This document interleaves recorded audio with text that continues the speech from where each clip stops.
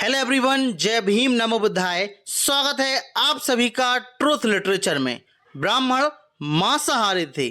जी हाँ, आपने सही सुना, ब्राह्मण मांसाहारी थे।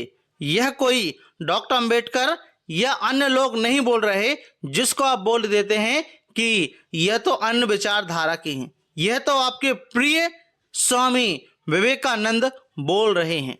तो इस वीडियो में हम जानने और समझने का प्रयास करेंगे कि आखिर स्वामी विवेकानंद ने मांसाहार के बारे में क्या लिखा, जो कि स्पेशल ब्राह्मणों के बारे में क्या लिखा। इस वीडियो को आप अंत तक जरूर देखें, आपको बहुत अच्छी जानकारी देखने को मिलेगी।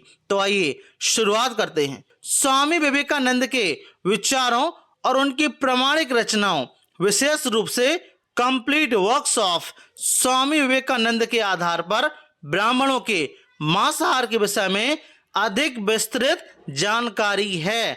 तो हमें बहुत विस्तृत जानकारी मिलती है।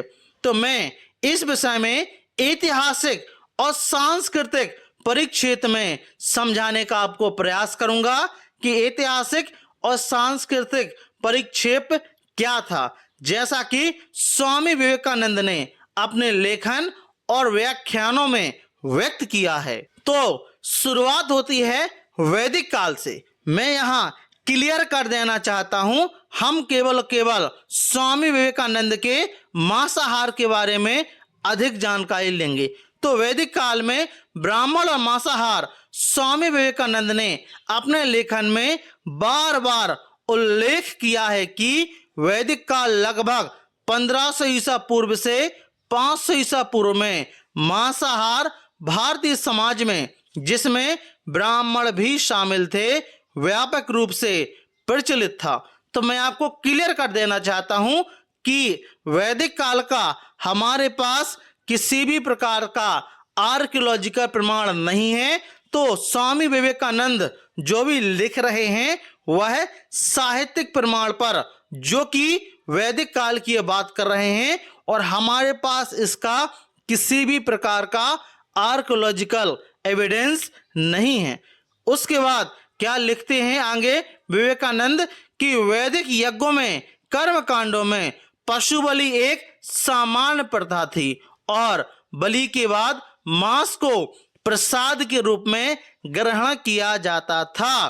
तो जो बलि चढ़ाएगी प्रसाद के रूप में इसको ग्रहण किया जाता था। और आज भी हम भारत में देखते हैं, जब हम वेस्ट बंगाल साइड जाते हैं तो वहां पर सामान्य रूप से बलि प्रथा है और अभी भी मंदिरों में बलि चढ़ाई जाती है और उसका प्रसाद वितरण भी होता है।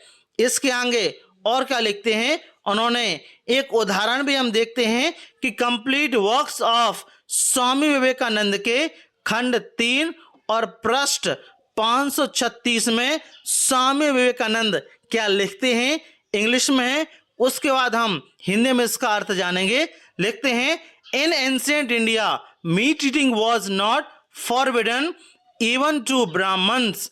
The Vedic sacrifice included animals offering and meat was consumed as a part of rituals. तो हिंदी में देख लेते हैं कि प्राचीन भारत में ब्राह्मणों के लिए मांसाहार निषिद्ध नहीं था। वैदिक यज्ञों में पशु बलि शामिल थी और मांस के कर्मकांड के हिस्से के रूप में ग्रहण भी किया जाता था। तो ऐसा कोई अलग प्रथा नहीं थी। आगे लिखते हैं, जो कि वैदिक साहित्य के संदर्भ में स्वामी विवेकानंद ने यह भी बताया है कि वैदिक ग्रंथों जैसे ऋग्वेद, यजुर्वेद में यज्ञों में शामिल पशु बलि का उल्लेख है, जो कि हमने आपको बार बार वीडियोस के माध्यम से बताने का प्रयास किया है। यज्ञों में और वेदों में पशु बलि के बारे में ब्राह्मण जो यज्ञों के संचालक और विद्वान थे, इन कर्मकांड में भाग लेते थे और मांस खाने में कोई संकोच नहीं करते थे। यहां तक कि यह भी बताया गया है ऋग्वेद में कि मांस को किस प्रकार बांटा जाना चाहिए और यज्ञों को किस प्रकार करना चाहिए, किस प्रकार से बलि देनी चाहिए। उदाहरण के लिए शतपथ ब्राह्मण जैसे ग्रंथों में गाय, बकरी आदि की बलि और उनके मांस के उपयोग के रूप में वर्णन है, जो कि शतपथ ब्राह्मण में। इसमें डॉक्टर बाबा साहब अम्बेडकर ने भी लिखा है और हमने और भी देखने का प्रयास किया है। समाज में मांसाहार की सामान्यता स्वामी विवेकानंद ने यह भी स्पष्ट किया कि वैदिक काल में मांसाहार केवल ब्राह्मणों तक सीमित नहीं था, बल्कि समाज के सभी वर्गों में यह शामिल था। मैं बार बार यह बोल रहा हूं, वैदिक काल का हमारे पास आर्कियोलॉजिकल कोई प्रमाण नहीं है, यह केवल साहित्यिक रूप में हम देख रहे हैं। उन्होंने अपने व्याख्यानों में बंगाल और अन्य क्षेत्रों की खाद्य संस्कृति का उल्लेख किया, जहां मछली और मांस सामान्य खाना था। तो मछली और मांस सामान्य खाना था। बंगाल का उदाहरण कंप्लीट वर्क्स खंड 5 और पेज नंबर 403 में स्वामी ने बंगाली ब्राह्मणों के मछली खाने की प्रथा का उल्लेख किया है। जो बंगाली ब्राह्मण हैं उनका मछली खाने का उल्लेख भी किया है। क्या लिखते हैं in English? In Bengal even the Brahmins eat fish and they call it jal taru, means water vegetable, it is not considered as a meat. तो हिंदी में देखते हैं कि बंगाल में ब्राह्मण भी मछली खाते हैं और वे इसे जलतरु अर्थात पानी की सब्जी कहते हैं, इसे मांस नहीं माना जाता है। इस प्रकार से ब्राह्मण बोलते हैं।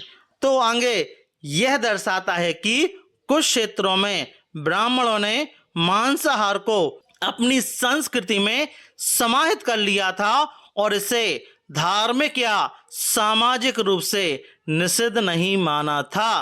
तो जहां इनको एडजस्टमेंट हुआ वहां इन्होंने एडजस्ट कर लिया।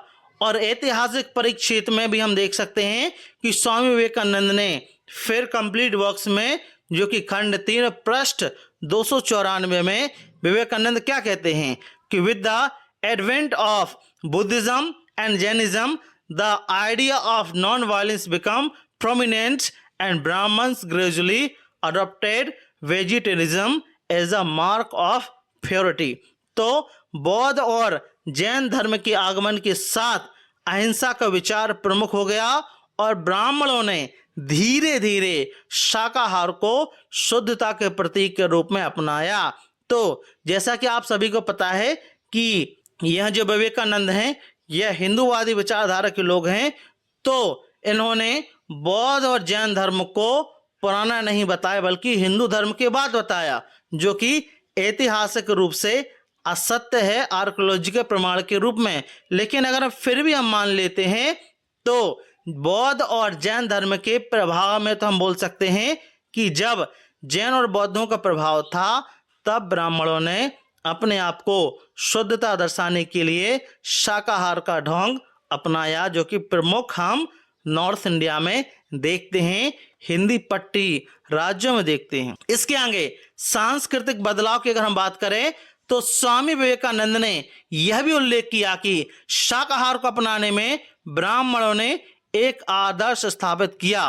तो यहाँ पर यह क्या बोल रहे हैं कि एक आदर्श स्थापित किया, मतलब ब्राह्मणों की तारीफ कर रहे हैं, जिसे बाद में अन्य समुदायों ने भी अपनाया। यह बदलाव धार्मिक, सामाजिक और पर्यावरणीय कारकों का परिणाम था। लेकिन किससे सीखे? बौद्धों और जैनों से सीखे। तो कौन बड़े हुए? जैन हुए, बौद्ध हुए या फिर ये हुई? आप खुद बताइए। तो हमने इस वीडियो में समझने का प्रयास किया कि किस प्रकार से ब्राह्मण्स मांस खाते थे, जो कि स्वामी विवेकानंद ने अपनी राइटिंग्स में उल्लेख किया है।